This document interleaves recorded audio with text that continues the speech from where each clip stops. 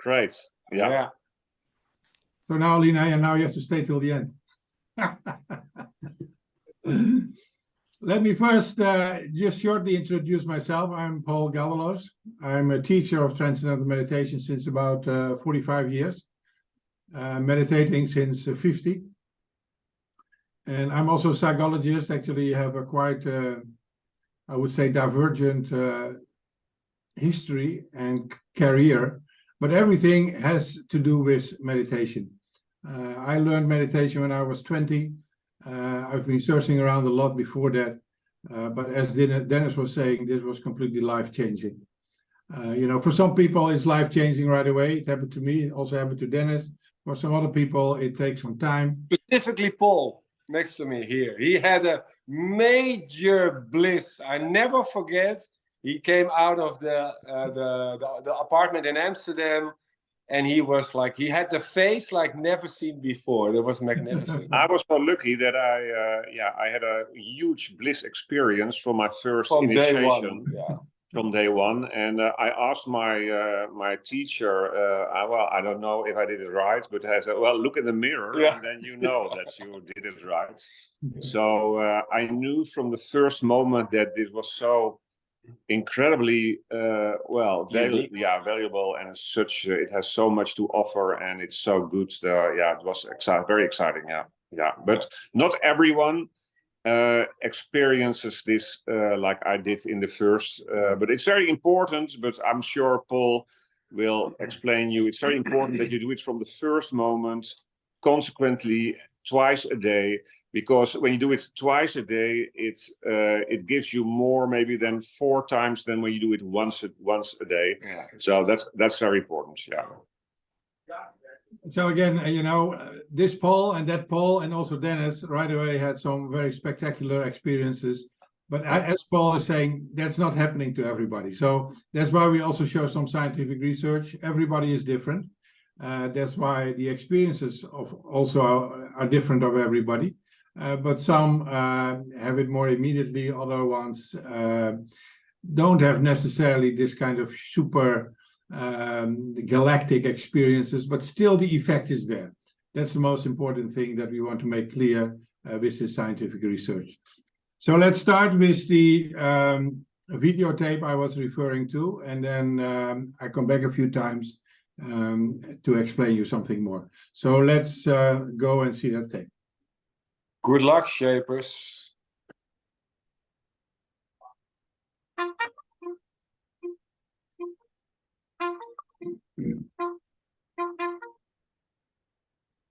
Norwich is a crucible of an institution. We're the oldest private military college in the country.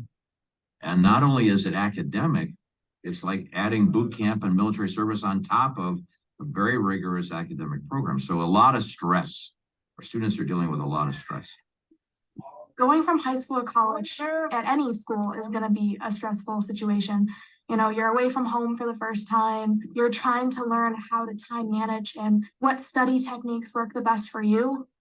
I usually wake up at 5:15 and swim for an hour and a half, get down at 7. So I'm usually in class from 8 to 12 and then have an afternoon elaborate class. Each day seems shorter than the last. You got formations, you got to wear your certain uniform, people are yelling at you. And by the way, you have your homework. Going to school, you're dealing with anxiety, dealing with adversity, you're dealing with being in a stressful environment. We're seeing a generation of students coming to college who are less able to adapt and improvise and overcome adversity. We know that students are more anxious. They're coming with more concerns and in some cases with less preparation. The baggage our young men and women are coming to college with is not right.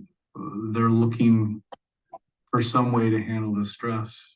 How do we give them tools and strategies in their toolkit to help them be able to bounce back from adversity? One day I had a wonderful call from the daughter of one of my trustees who said, Rich, you need to find out what the David Lynch Foundation is doing about TM. I said, what's TM?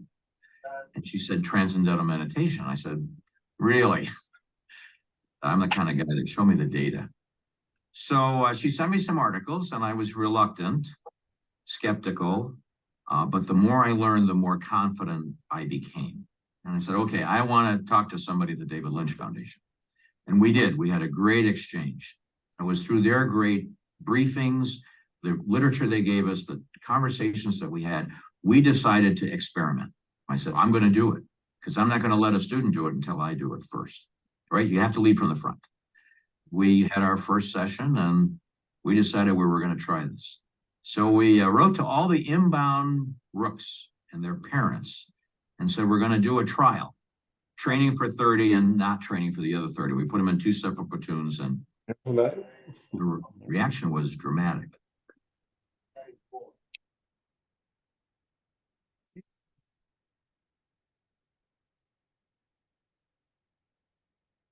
After like the first week of practicing it, you felt a difference. You felt calmer and much more aware of your surroundings, and you could focus. I've seen it, improve my ability in wrestling. I've seen it improve my grades. I've seen it just make me more clear, more focused. TM's just been the greatest tool that I've had for, stress management and keeping clarity in my life. I used to feel very overwhelmed throughout the day. When I started TM, I started feeling more refreshed and more focused. Within 4 or 5 weeks, the kids who didn't get the training were complaining. Like the other guys had an advantage of them in class and the other platoon wasn't getting yelled at as much. And they learned how to do things so much quicker. And they were so far ahead of the other platoons and what they were learning from a military point of view. In about 1,200 hours flying helicopters when I was a youngster. This is before we had an aviation branch. A lot of stressful situations over the course of those years. And I wish I would have had the Transcendental Meditation tool then. TM is all about being relaxed and being a better thinker. And doesn't require any drugs. You can do it at any time. You can be anywhere. It's just part of a overall healthy lifestyle. I mean, you become physically fit, you work out, you take care of your body, you do Transcendental Meditation. It helps you take care of your mind. The powerful part of that is that it actually physiologically improves your brain function. If I'm feeling cluttered and crowded with all of the different responsibilities I have, I do TM and suddenly, I know what I got to do. When I get a lot of things going on at once, I'll sit there for a while and I'll just think, oh my gosh, I have so much to do. I don't know where I'm going to start. After I learned TM, I found myself in that situation. So I figured, okay, I'm going to take 20 minutes. I'm going to meditate. And after the 20 minutes, I felt like I was really able to concentrate on getting my work done and not just sitting there overwhelmed about it. Some of our psych professors did some scholarly research about the impact it has on your neurons and the connectivity there and your eye retinal tracking, which is very important to military people. Are we tracking the right target? And how does being settled and being more situationally aware improve that? And it does. I think it was within 90 days that in every measurable functional area, the platoon that was trained in TM was outperforming the control platoon.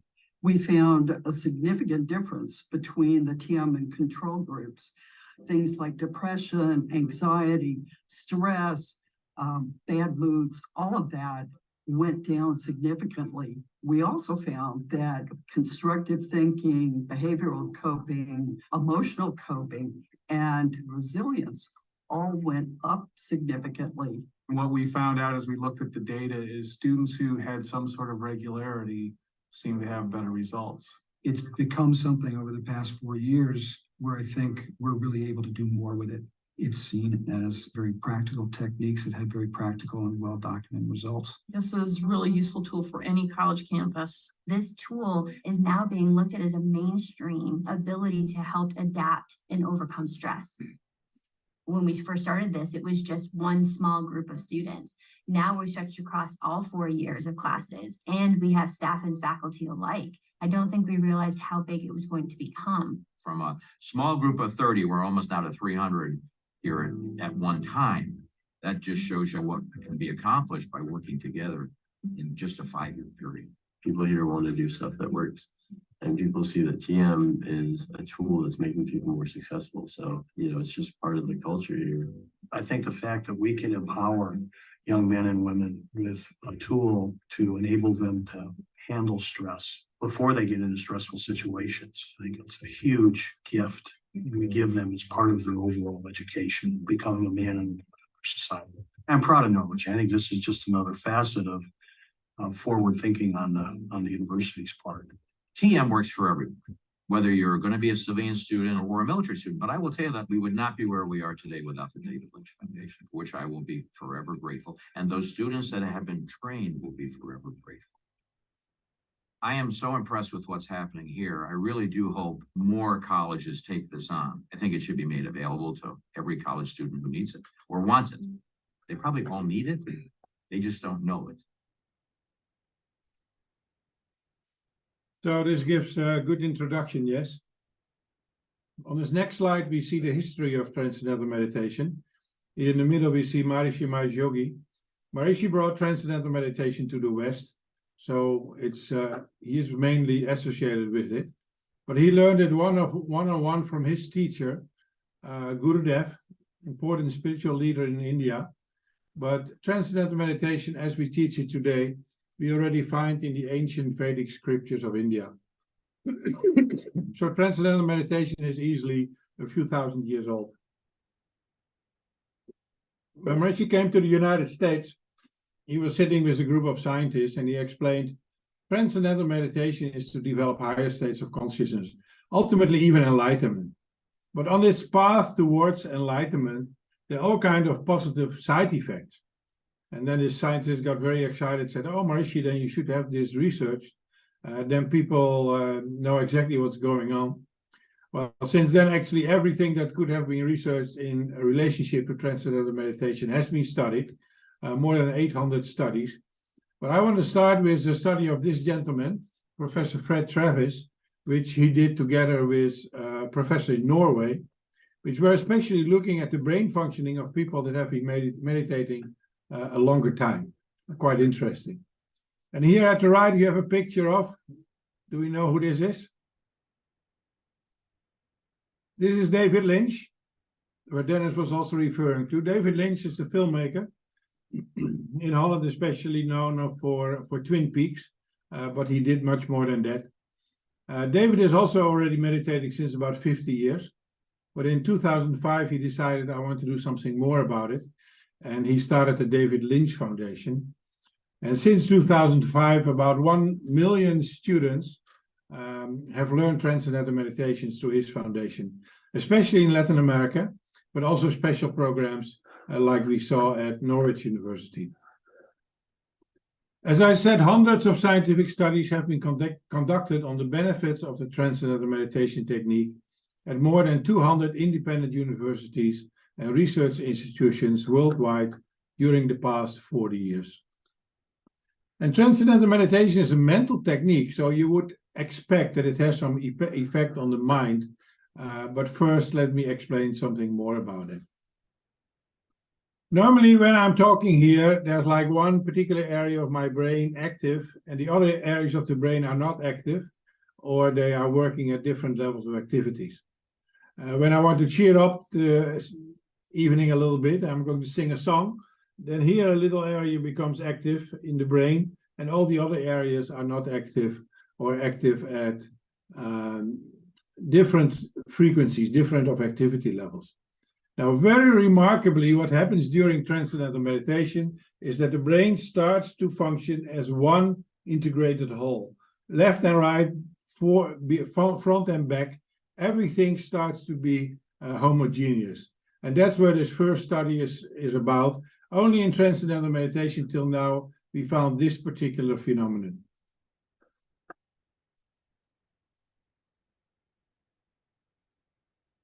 This is a brain scan of somebody that has been meditating for a while. Yes, Julia? Hi. Yeah, Hi. I just had a quick question. I don't know if you're going to get into this later, but given that you mentioned it, what exactly of TM kind of helps all of the areas of the brain stimulate at the same time? Let me explain that just after I showed you this study, but this is a very, very interesting question.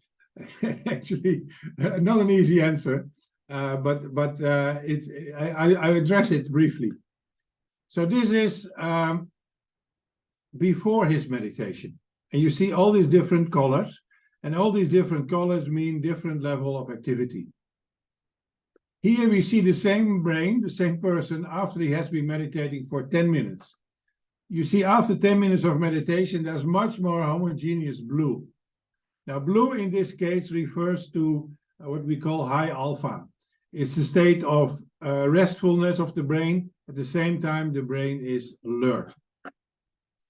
Now, the particular study I was referring to between the Norwegian and American professor is that they were going to look into different levels of life in relationship to this brain integration.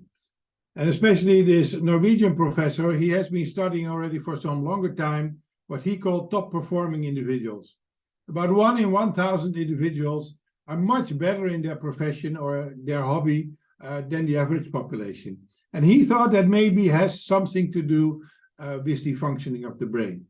So he wanted to look at people doing sports, people in industry, people in arts, musicians in this case, and then also people that practice Transcendental Meditation.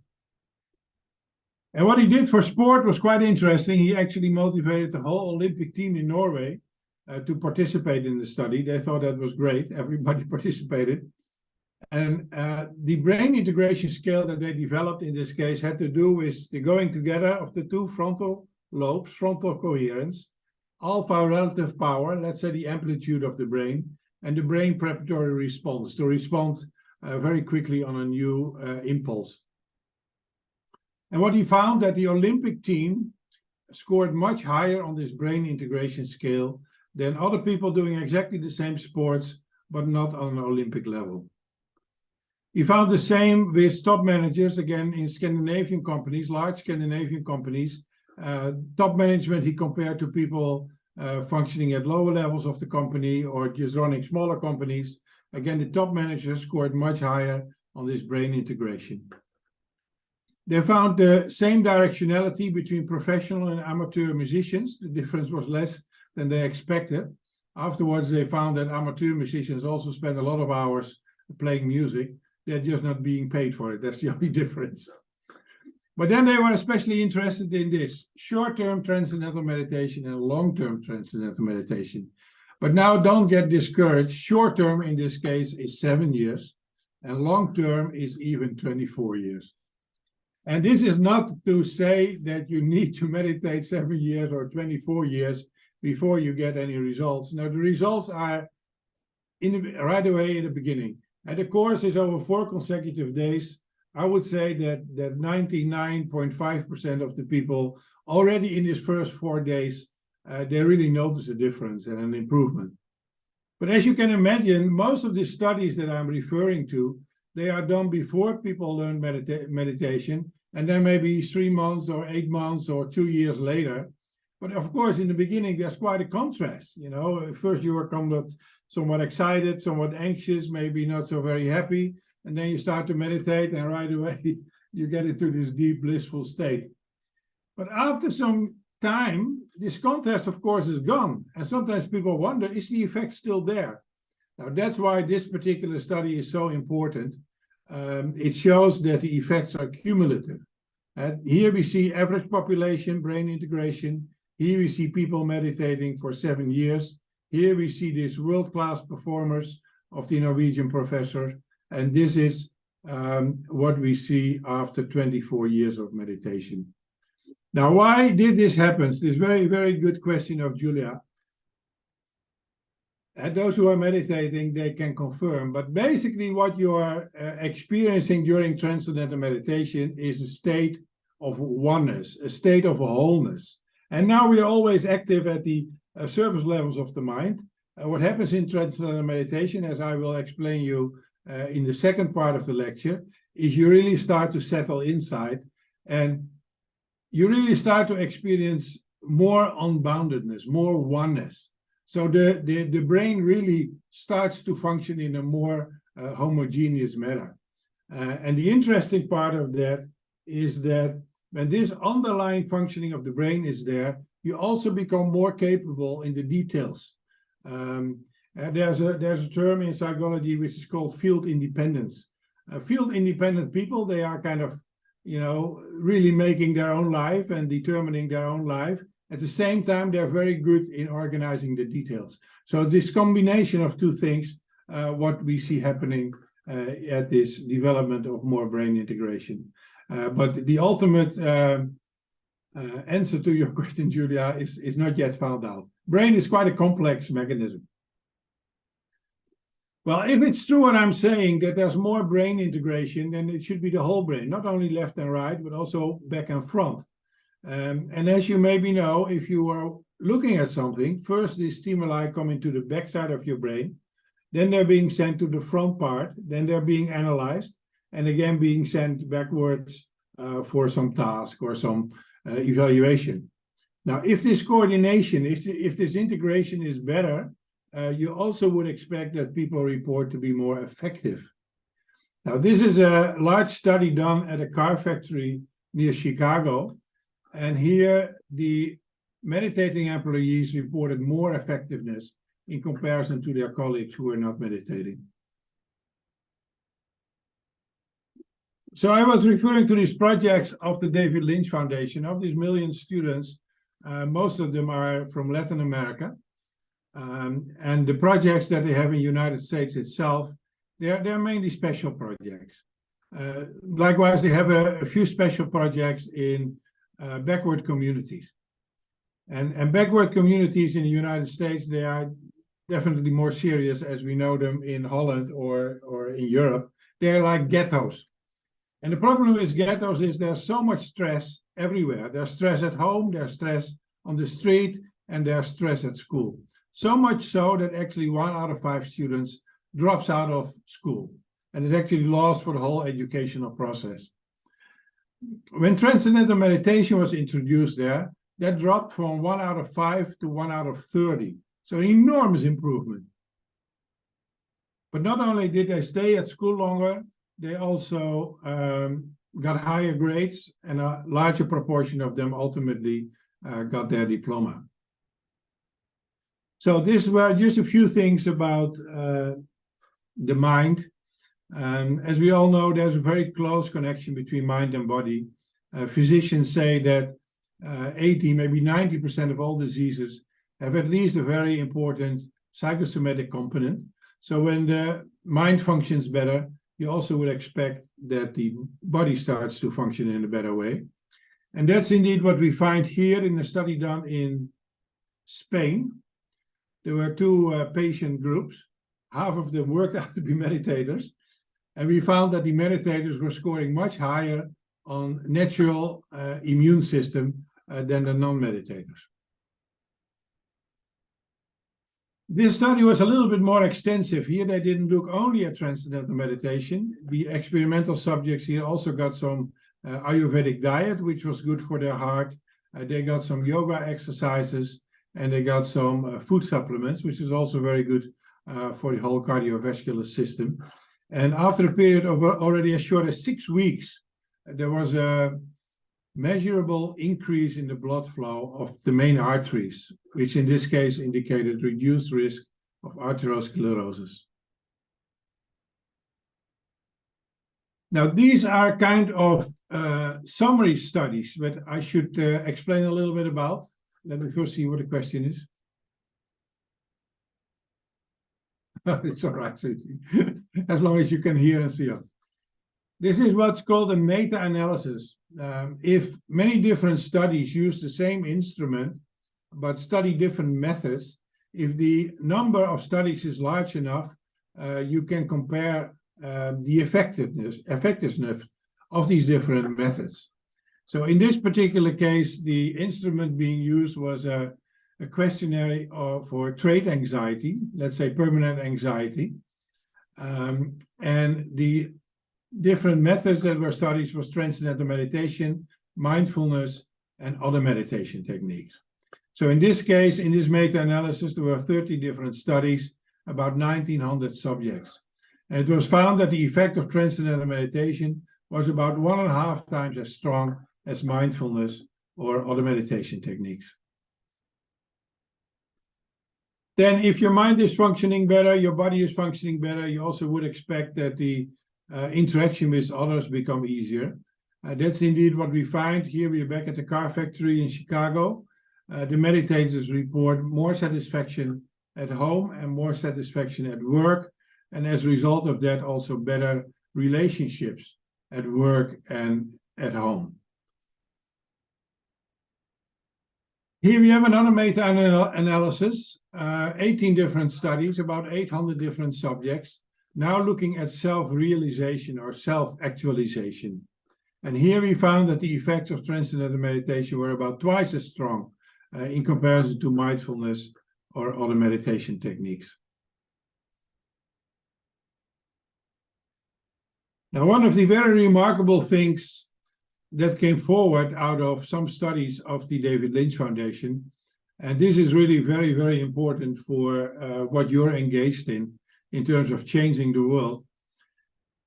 If, let's say, maybe 5 or 10% of a school, that means of the staff and the teachers and the students had learned meditation, if a critical mass was reached, then there was a radiation effect over the whole school. So this particular study didn't only look at the meditating teachers, they looked at all the teachers. And all the teachers reported less burnout, less perceived stress, and less depression. So what is one of the key findings in Transcendental Meditation?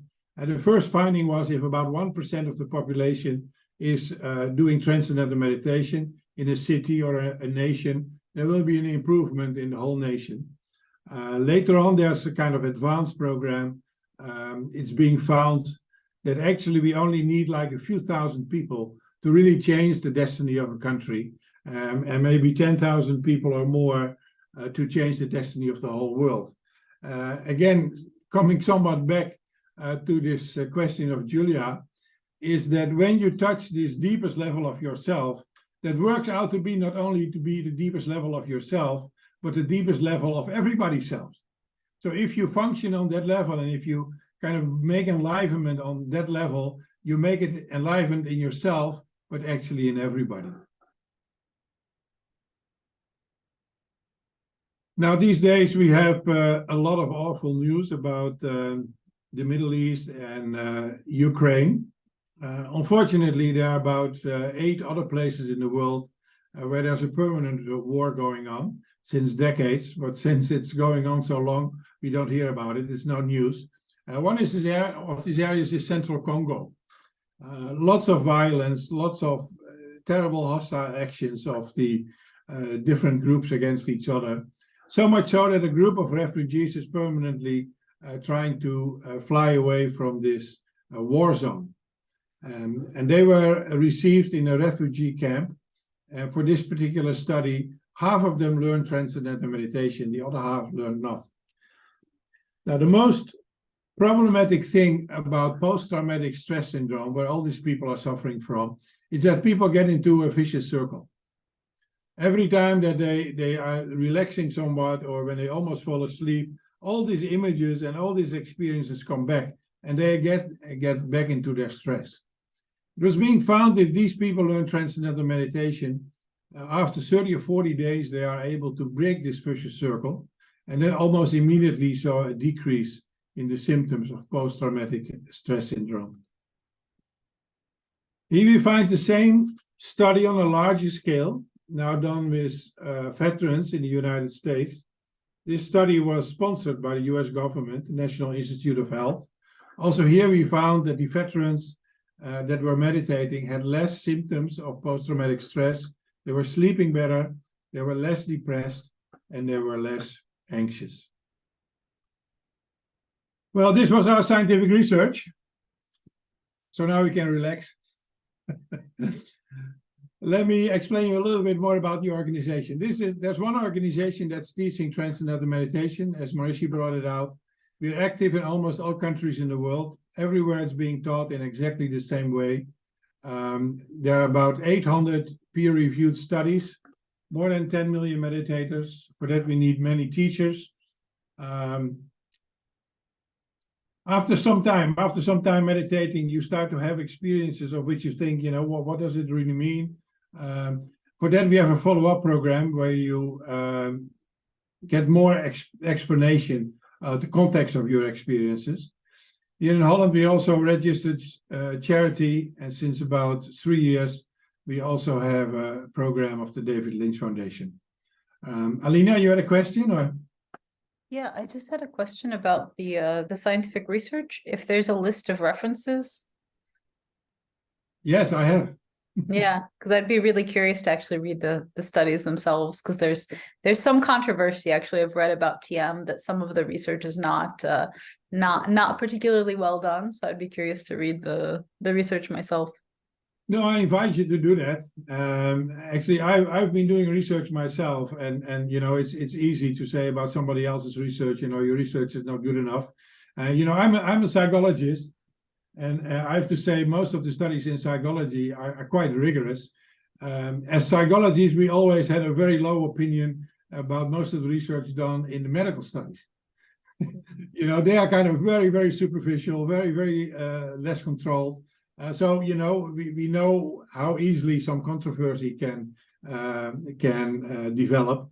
But I can tell you with the hand of my heart that is absolutely not true about the scientific research in Transcendental Meditation. But I'll send you a few links, and you can follow up. You're definitely welcome to do that. Thank you. I'd appreciate that. So now let's talk about the structure of the course. Again, this is when we teach it at the center here in Amsterdam. If we do like it somewhere at a place separate, we can do it, of course, differently in terms of time. But there's always like personal instruction on the first day, individual personal instruction, one person after the other. Then there are 3 follow-up seminars. Every day, a new seminar. Every day we're going to see how you are doing with your meditation. There's a short questionnaire that you fill out. And also we do like a group checking, a group meditation to make sure that you start in the right way. And then every day we have a different theme. So the first day we talk about all the practical aspects of meditation. Also, what are the symptoms of right meditation? Then the second day we talk about the mechanics of transcending. What happens during Transcendental Meditation, and what do all these different experiences mean? And then after 3 days of meditation, you already have so much experience that you already can imagine what the long-term effects would be. And that's what you will talk about on, in this case, Tuesday evening, the third day. Then again, from the first day, you do your own meditation. But then we find after people finish this 4-day course and they start to meditate for themselves, every meditation in the sense is different. Sometimes meditation feels more deeper, sometimes meditation feels more superficial. And although we explained very, very carefully what all these different experiences mean, after 10 days, people have a tendency to forget that. They think every time that they have a deep meditation, that was the right meditation. And every time that the meditation is somewhat more superficial, and that's not right. I tell you that meditation is also right. But we need to remind you usually like 10 days later about what we have explained. And then usually people are on the right path in terms of continuing their meditation. Now, these are the course fees in Holland and actually everywhere in the world. They're connected to income. If you're at a minimum income, the course fee is $4.45. You also can pay in installments, and then it goes up in steps to $8.95. People earning $4,500 and over. But Paul has suggested that maybe if we do it in a group, maybe 10 people or so, we can make some reduced fee, or we maybe can freeze it on a particular level. Let's see how many people are interested, and then we can work out something about the fees. Now, this first part I want to finish with again a videotape. Meditate for a few months straight. I signed up to do 2 months of meditation. I don't really know much about meditation in general. So we're gonna meditate for about 2 months every day and see how it goes.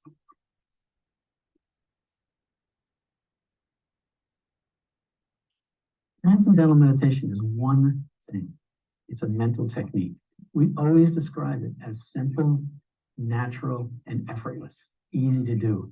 And what you're doing is a mental technique which allows your mind and your body to slow down.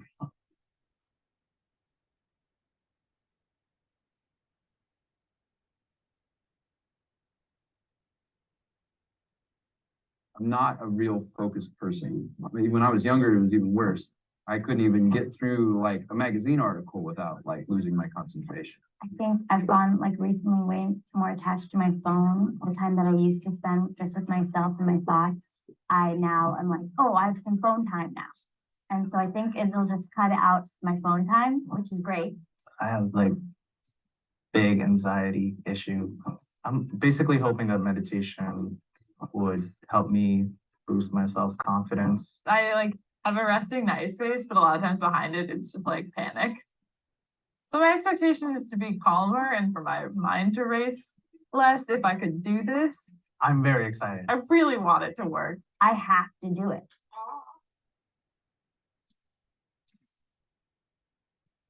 We're here at the David Lynch Foundation, about to start our first day of training. I'm nervous, anxious. Last moment says just base, terrible human beings.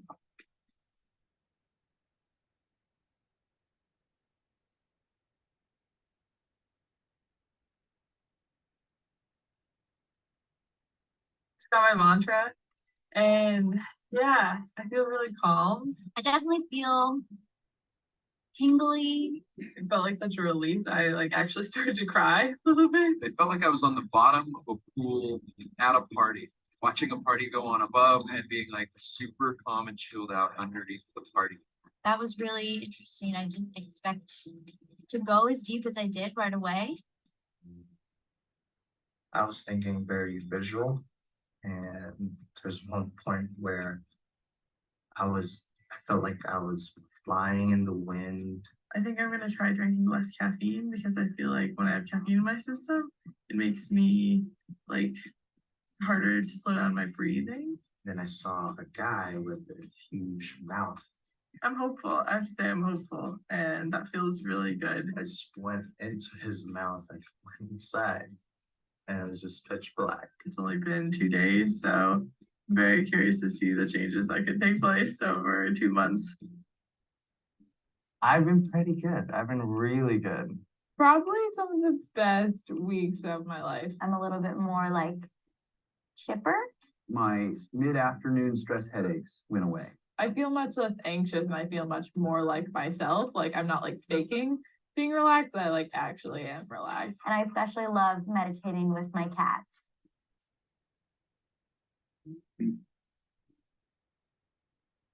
So last week, I went camping by myself in Joshua Tree. I went off trails and I started climbing boulders. I got to the top of really high boulders, but one time I could not go back down. It's really fucking scary. And I started to panic. This drop. I just couldn't find a place to put my hands or my feet, and I couldn't go down. And if I just jump down, I'm gonna die. My heart's beating really fast. I could feel it, and I was really scared. And I told myself, relax, go meditate. So literally, I'm meditating on top of the boulder.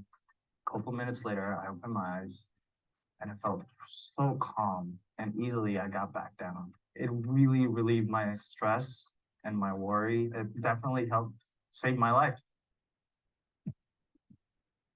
I feel really good about Transcendental Meditation. Meditation had a very positive impact in my life. I'm sad when I don't meditate. It makes me aware of my own company, that I can be alone and have like a fulfilling time with myself. When I meditate, I'm much more in the now. It kind of puts more distance between me finding something out and me freaking out.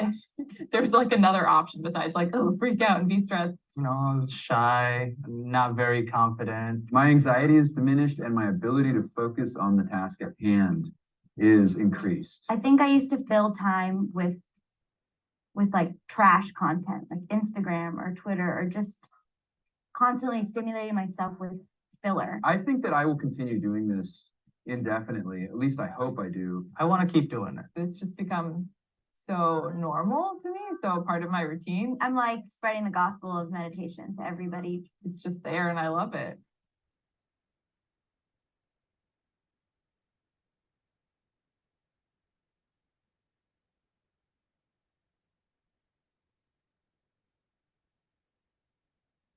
So let me see some of the other.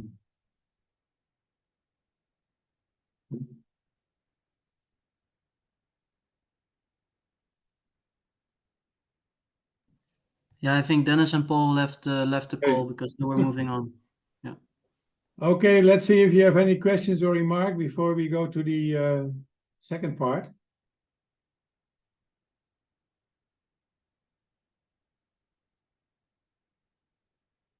That means it was very clear or it was not clear at all.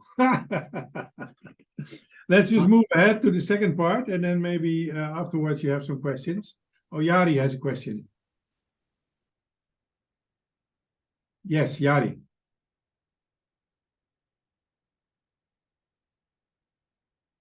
You're on mute. Maybe you're talking, but we don't hear you. Okay, so and Paul also raised his hand.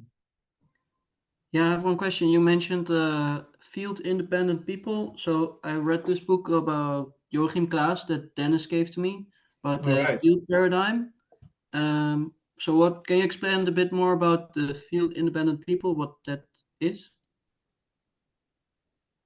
Oh, Yari can. Yeah, Yari also can just type your question. You know, like field independent and the paradigm shift that Joachim are referring to, they're different fields. You know, so don't combine that. Field independence is a typical psychological term, which has to do that people, you know, some people kind of move more independently from their environment. You know, other people are completely steered by their environment. And it's usually being found that you know, like leaders or innovators, you know, they're kind of independent in the field independent people. The field that Joachim refers to in his book is this underlying field that I was referring to. When you touch your deepest self, it's not only your deepest self, it's the deepest self of everybody. And if enough people are enlivening and cultivating this field, it just generates a positive effect in the society, ultimately even in terms of preventing or eliminating war situations. So Jari is having experience with Vipassana. Yeah, we are going to touch on that in the second part, Jari, so it's a good question.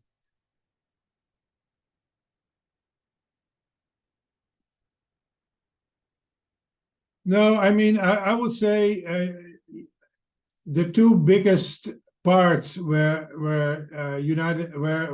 Transcendental Meditation are indeed United States and Europe. You know, and of course also places in India where many people, you know, are pretty close to this kind of thinking. But in terms of the Transcendental Meditation movement, that's especially large in United States and Europe. And you know, you saw many studies that are being done in the US, but studies are being done all over the world. So that's really not a problem. Okay, Yosini, if you need to go, it's fine. Well, you have another question?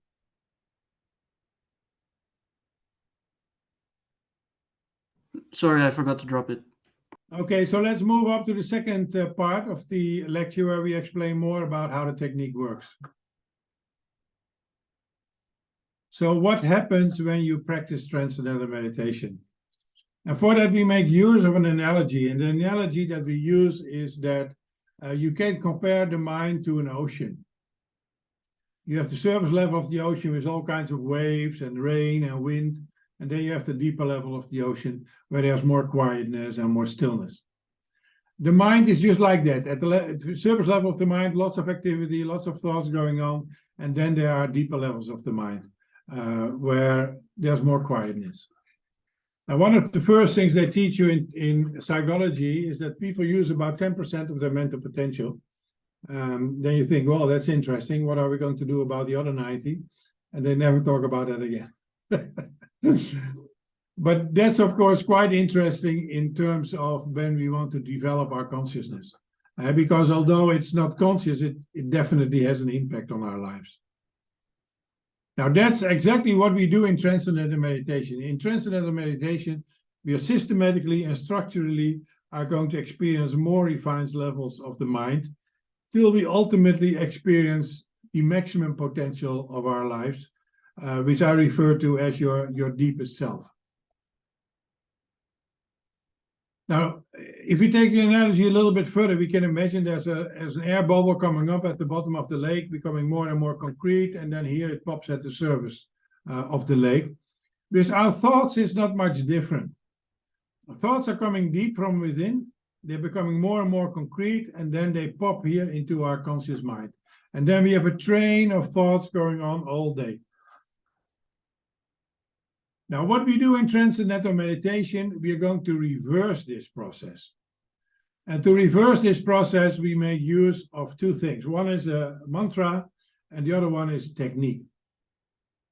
And the mantra we use to keep the mind awake, but not in a specific direction.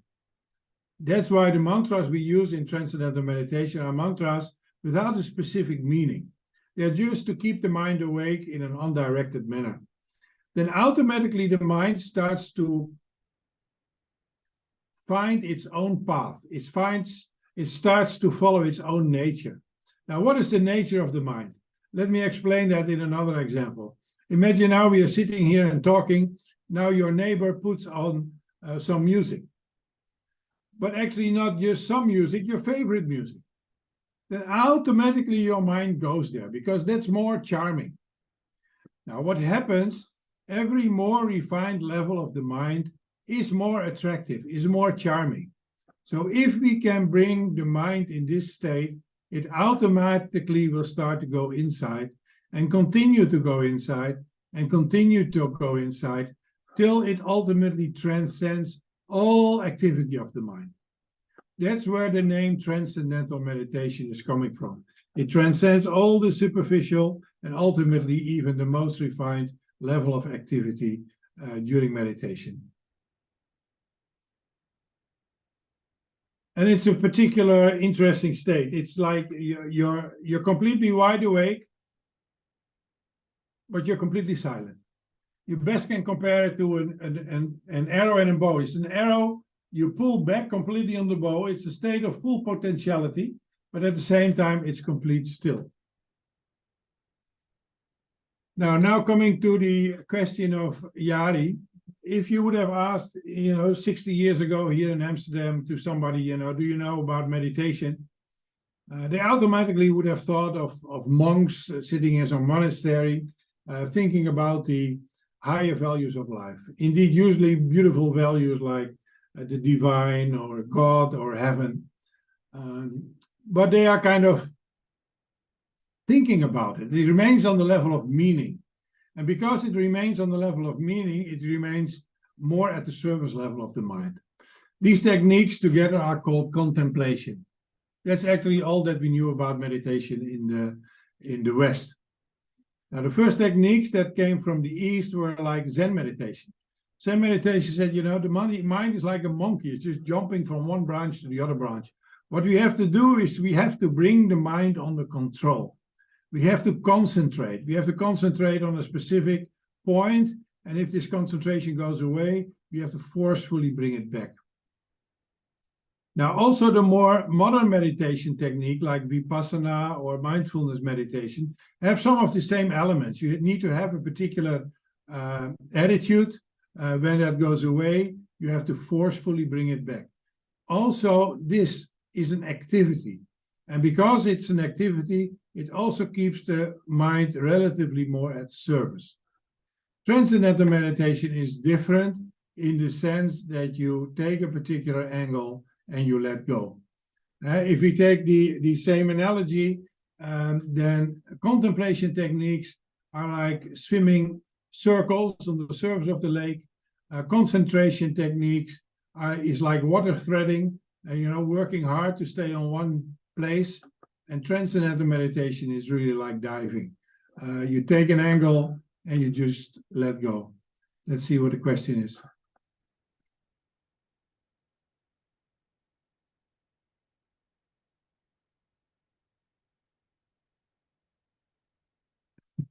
Julia has a really, really good question.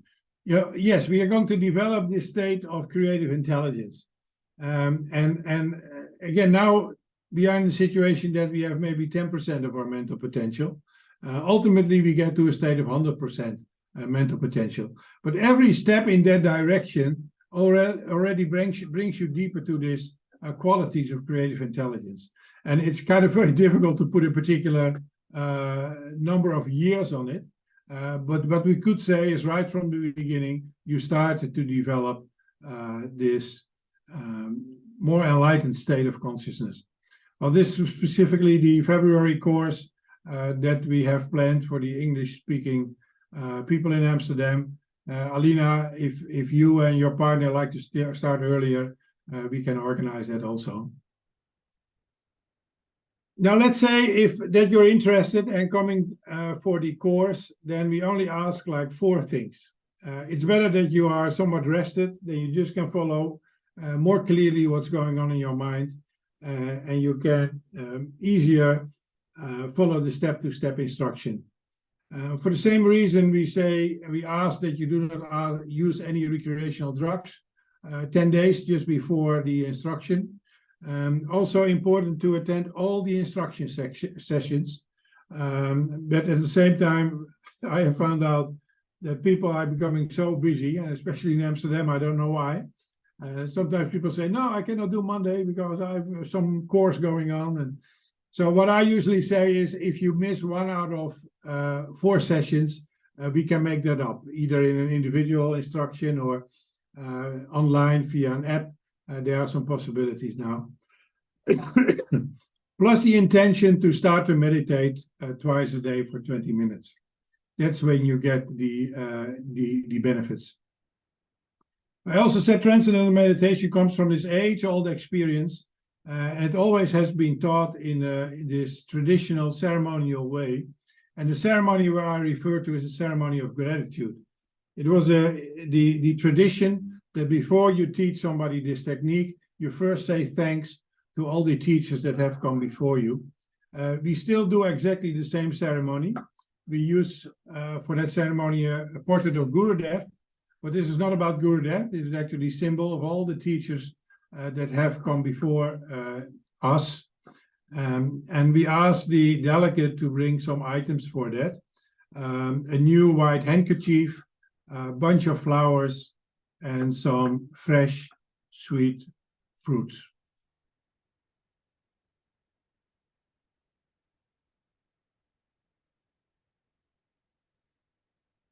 Yasmin brings up a very good question. Is there also transcendental meditation for children? There is transcendental meditation for children. As you saw, we explained a lot about what's going on in the brain, and we find that the brain is being shaped in quite a different form in comparison to people that have not been meditating. And the thing is, of course, very much true for children. Children are developing their brains. Now they're finding out that this brain development even goes on to 25 or 35 years. But these first years are more critical. We all know about this problem that everybody has with adolescents, that they are so kind of unpredictable, worked out to be just the development of the brain. One thing, some parts of the brain are developing faster than others. It's not in balance. So absolutely no reason to say, something is going strange. Now, this is a normal development of life. But if you start with meditation early, then this more coherent brain functioning start to develop more early. But at the same time, children, of course, they are still completely developing. So we have 2 kinds of techniques. We have what's called the children technique. That's what children learn up to 10 years of age. They already can learn from about 4 years old. And it's not a technique where they're sitting and close their eyes. It's actually a technique where they're playing and also playing with a mantra. They do that up to 10 years. On their 10th birthday, they can learn the adult technique. But then they do that only for 10 minutes. You know, we don't want to interfere with their development. Once they get 11, they become, you know, 11 minutes, and then goes up to 20 minutes till you're 20. And again, the earlier you start, the better. But it's good to do that in an environment where children also understand and are stimulated to do it. So we either do it on schools, like Latin America, I mentioned a few times, same in India, like whole schools do transcendental meditation. And, you know, it's just part of the educational curriculum. And then if they're not doing it at school, we at least ask that 1 or 2 parents are also meditating and can kind of help the children to remind them that they need to meditate. Let's see if we have other questions or considerations. You know, Paul wanted to make an inventory. How many people would be interested? You know, we could do that tonight. We also could do that later. It's actually up to Paul what you want to do. Yeah, I see one more question by Jasmine. She raised her hand. Oh, yes. No, the reason why I asked that question is because I teach kids from the ages of 8 to 11, and I'm seeing the influences of phone usage. I know that from that BuzzFeed video, one of the big things was reducing screen time. And what I'm also seeing, especially at like teenagers, that their anxiety levels and depression levels even are rising significantly. And that's because now there's such a long wait list for psychologists or even therapy. And me having these conversations with these teenagers that actually want to find help. Like, it's interesting for me to be able to experience something like TM as someone who has been meditating for 10 plus years, and see if that could be also an interesting form to help that age group to deal with, you know, the things that they're going through as well. That's why my question was like, from what age would you recommend TM? No, it's a very important point. You know, there are 2 things which are different from you know, now in comparison to like 50 or 60 years. One is this generation that, you know, quite a few are part of, Generation Z, work out to be much more sensitive than generations before that. At the same time, we have all this pressure from social media. So that makes that you know, there's this really demand for more psychological support and more psychological help, and definitely you know, transcendental meditation would help that. You know, that Maharishi was always very, very focused on getting transcendental meditation into the educational system. He said, you know, it's a waste. You know, we only learn about physics and about calculus and about mathematics and about engineering, but we don't learn about ourselves. So, you know, it's good to have all these disciplines, but at the same time, we should develop our own consciousness. And if those 2 things are developed at the same time, then we have an ideal educational system. So as a teacher, this would be very, very good to do and to implement. Yeah, I'd love to keep in contact with you then as well, Paul, because one of my like big dreams in life is to open my own personal development school. Great. And looking at different kind of techniques, but things that have influenced me, and I'm seeing influences the next generation. So I'd love to keep in contact with you with working towards that in the future as well. Very, very good. Very, very good ambition. Yes, Paul. Yeah, so Jasmine, I think you should get in touch about the Imaginal Cells movement that we're aiming to set up with a few shapers present here. Yeah. And Dennis and Martijn and yeah. Louisa, you have a question as well. Yes, Paul, a question for you is like, because it's such a natural state of being, right? Like it's actually really natural for our bodies to go that deep and to enter that like subconscious level.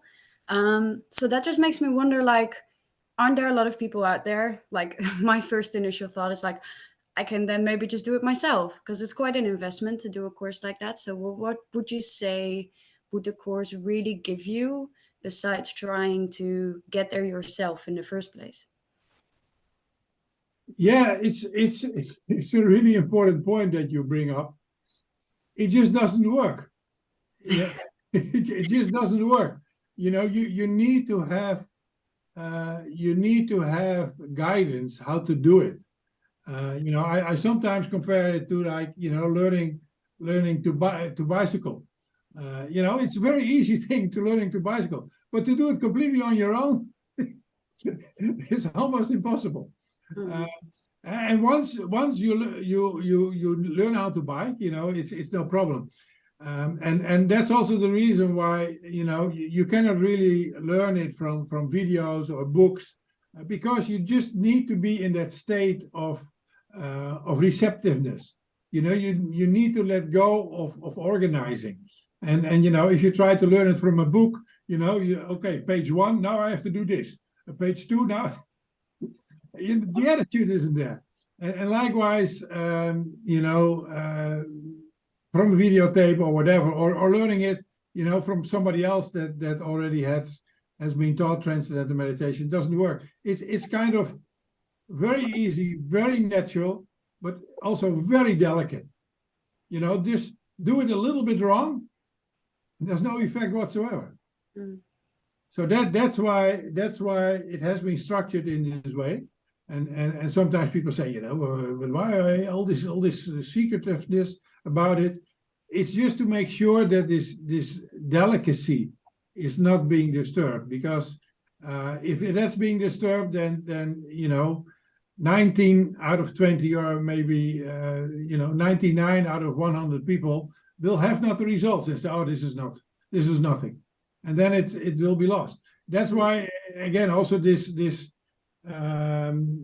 ceremony of gratitude, you know, it's actually not so much for the students, it's especially for the teacher, to remind the teacher, you know, this is something very specific and very you know, perfect. You know, you cannot teach it, you know, like 90% or even, you know, 95%. You have to teach it 100% exactly the way it has been taught for all these years. That's a good point. Thank you. And what happens if you don't know it, if you forget the technique after 10 days? You can come back to your teacher to get more instructions? You know, part of the basic course is always that you, whenever you have something with your meditation, you just can come back to me, and I can do a checking and make sure that you get right on the right path again. That's part of the program. It's a 4-day course, but basically there's lifelong support. And what we see now, you know, there are really, like, in the days that I was beginning to meditate, 60s and 70s and 80s, huge amount of people, you know, like now we teach, like in Holland, for example, 500 people a year. Those days we are teaching 500 people in a month. So, you know, many people started, but then, you know, they somehow lost touch. But now they are kind of retiring, and you know, like every week we get 2 or 3 phone calls. You know, I forgot about it, but you know, I want to take it up again, and it's an experience that people have gotten, and you know, if they stop meditating regularly, there always is this longing to go back to that experience, because you know, it's a very natural experience. And what Maharishi and Gurudev try to explain is that, you know, like the state of enlightenment, where we talk about, you know, this full development of life, is not like a superhuman level of life. This is actually a normal level of life. What we are living now is subnormal, and you know, quite easily by practicing meditation, we can get into this more normal level of life. Yeah, Julia, why were so many people starting in 70s and not so many people now? You know, it has to do with the time. You know, the time those days was completely different. You know, that was the flower power time, and we were all going to change the world. Ultimately, we didn't change the world so much. I think it probably has to come from your generation more. It goes, you know. I mean, it's true. If you go longer times back, you know, like thousands of years back, you see the same kind of wave going up and going down, going up and going down. And what I see, and I'm also like chairman of the national organization here, what I see is kind of a very constant stream of people. It's like almost like every day, you know, some people are kind of waking up that they want to do this. And it, you know, it's not something that you can force people to do.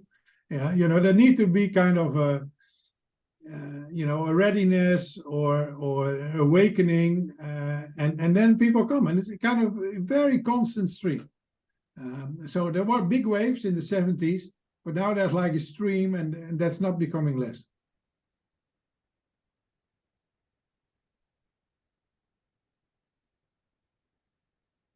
I think Alina has a question, and then I would like to move on to inventorying how many people are interested to take a course together.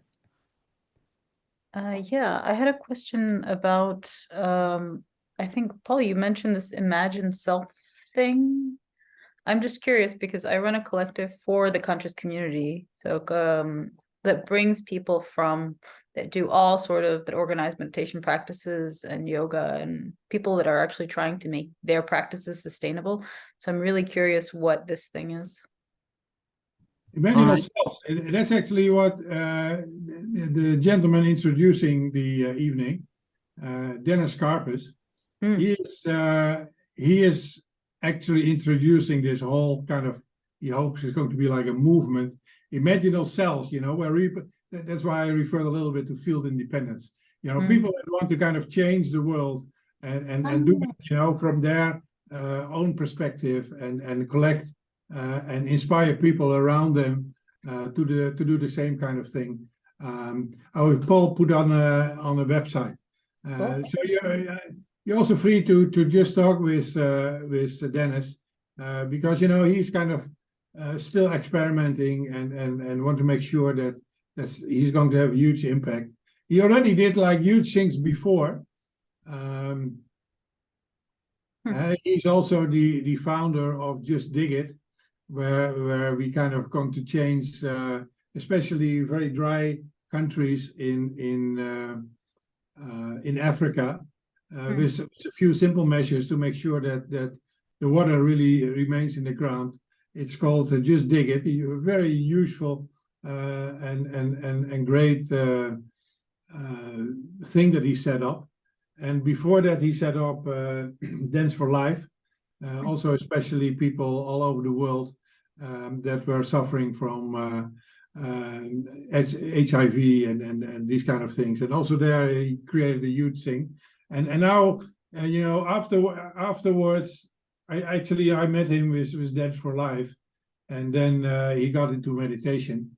And then he realized, you know, ultimately what's the most important and critical thing is to change and develop the consciousness of the people. So that's how he got into this imaginal selves. You know, that's why he got into contact with this whole group of shapers, you know, that ultimately all just want to shape a better and new world. So it's very good that you attended tonight, Alina. Beautiful. All right, so Amber is asking for the prices so that she can determine if she's interested depending on the price. Could you maybe put up the prices again, Paul? I can put up the prices, but at the same time, if a lot of shapers are going to start at the same time, you know, I'm sure we can do something about the price. Let me put on the slide, but then I'll say at the same time,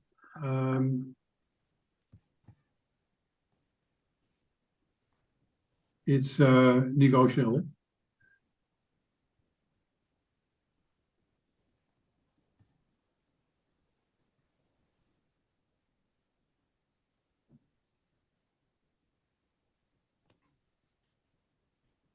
These are the rates. And again, you can pay in installments. And, you know, it's up to yourself to decide in which income category you are. Yeah. And then there are special rates for students and children. And Yeah. if this were a group, about how much do you think that this would be? I have to see. If we do groups, it's quite different. Okay.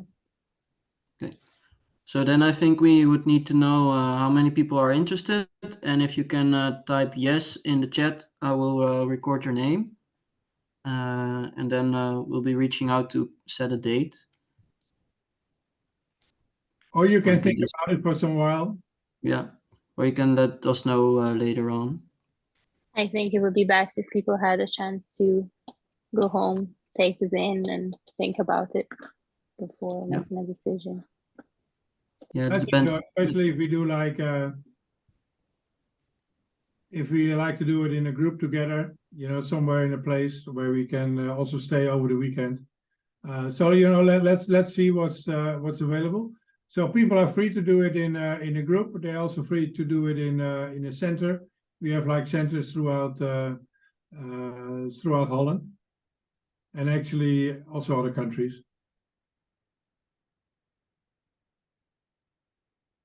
So we got quite a lot of responses, Paul. I think you just should kind of see what the options are offline, and then we can discuss and get back to each other.